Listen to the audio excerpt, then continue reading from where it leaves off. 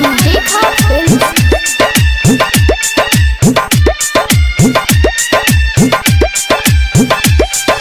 DJ Sandeep बाबू, DJ Sandeep बाबू, DJ Sandeep बाबू,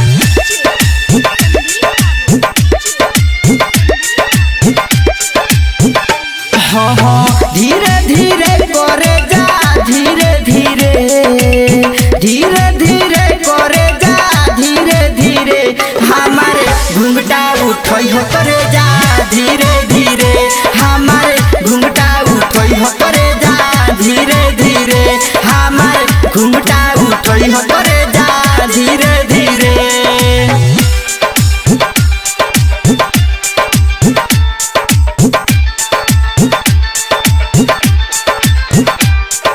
रेखा डिजिटल रिकॉर्डिंग स्टूडियो बेतिया।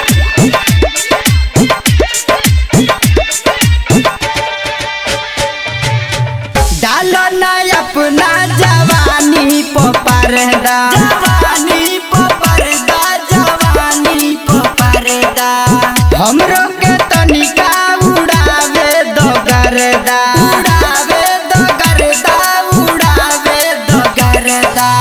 धीरे धीरे करे जा, धीरे धीरे धीरे धीरे करे जा, धीरे धीरे हमारे लहंगा उठई हो करे जा, धीरे धीरे हमारे लहंगा उठई हो करे जा, धीरे धीरे हमारे लहंगा उठई हो करे जा, धीरे धीरे।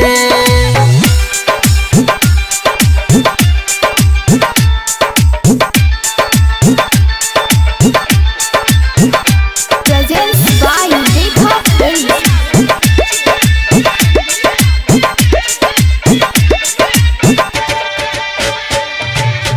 दिहल बिसलवा के लहंगाई भाखो, लहंगाई भाखो हो, लहंगाई भाखो।